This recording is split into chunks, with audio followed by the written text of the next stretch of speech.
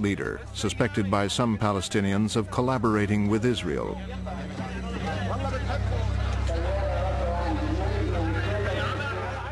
Jamal led a Christian militia, the Phalange. He warned Arafat to stay out of his conflict with the Lebanese Muslims. Pierre Gemayel thought hard before attending the funeral. The security people of the Phalange warned him not to go. They said Pierre Gemayel would be in danger. In April 1975, civil war broke out in Lebanon, and Arafat became a force to be reckoned with. He asked for a meeting with Gemayel at the Christian clan leader's headquarters. As Arafat drove through Beirut, it was clear that the Christians considered him an enemy. We drove past slogans on the walls saying no to the PLO. He laughed and said to me, "We must do something about this, or Lebanon will explode." The civil war escalated. Arafat aligned himself with the Muslims, while Christians sought the help of Israel. The Christian leader then gave the PLO an ultimatum. We are asking the Palestinians to stay quiet. If they want to remain in Lebanon, to stay quiet in Lebanon. I don't think that we are going to accept in the future that any war can be waged from Lebanon, from the Lebanon borders, because this, and the past experience has proved it, this will prove disastrous for Lebanon. Arafat ignored the warning. 1974 had seen a succession of Palestinian raids across the border into Israel. In one attack, 18 Israelis, including 8 children, died. A month later, Palestinian raiders took over a school and killed 22 children. Israel's main anti-terrorist efforts shifted along with the PLO attacks. Now the Jordanian border was quiet, and there was fighting on the Lebanese border. I was appointed commander of a brigade on the Lebanese border. All our efforts were aimed at preventing terrorist infiltration. Hardly a week passed without 2 or 3 attempts to cross the border. Israel, surrounded by hostile Muslim states, badly needed allies. When Lebanon's Christians were challenged by the Palestinians and Lebanese Muslims, they asked for Israel's help.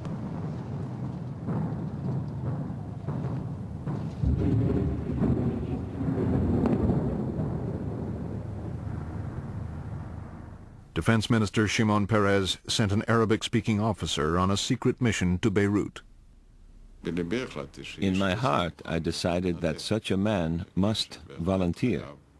His life would certainly be at risk. And when I told him I was willing, he smiled. He said, "It's very dangerous." I said, "I know." I saw Fuad's mission as a trip to a minefield, a place where there are many traitors. The Israeli officers set off aboard a missile boat, sailing in darkness towards civil war-torn Beirut. All Beirut was lit by cannon fire.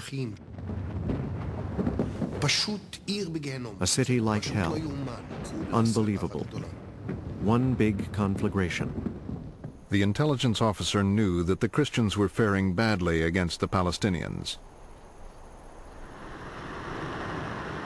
His Christian hosts sped him towards the battlefront.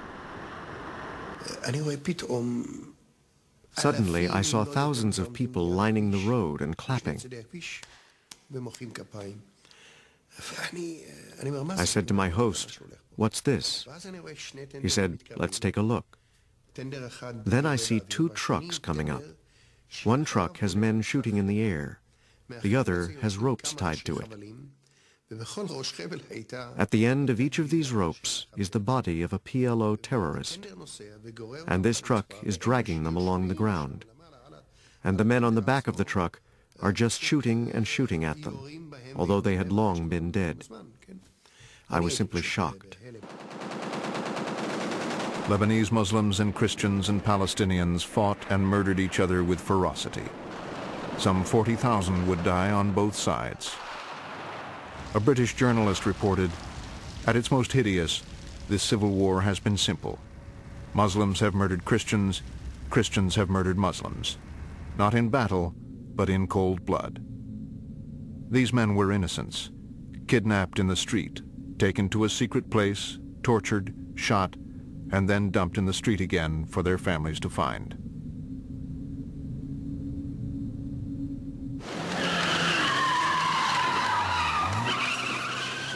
The Israeli intelligence officer confirmed deep anti-PLO feeling among the Christians.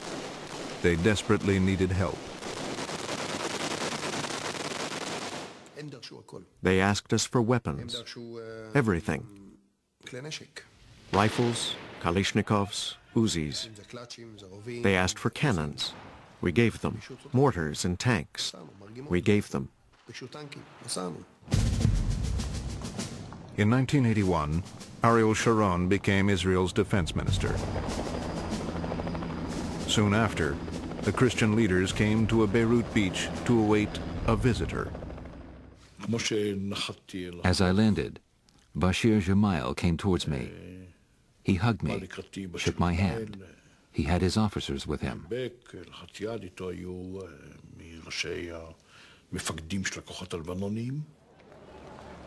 Bashir, the son of Christian leader Pierre Gemayel, now controlled the weapons supplied by Israel.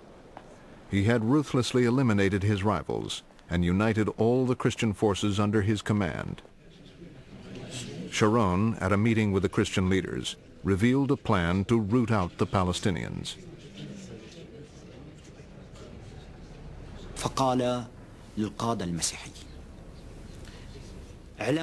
He told the Christian leaders, "We have taken a decision in Israel to invade Lebanon.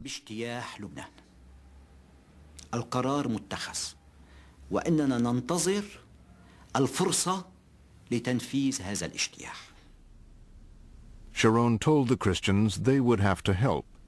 Israel's troops could not march into an Arab capital.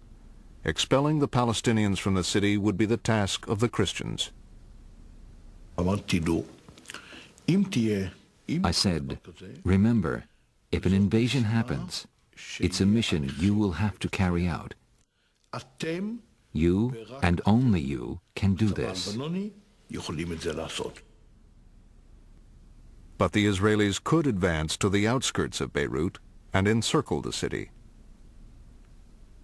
6 months later, the Palestinians provided Israel with a pretext for invasion.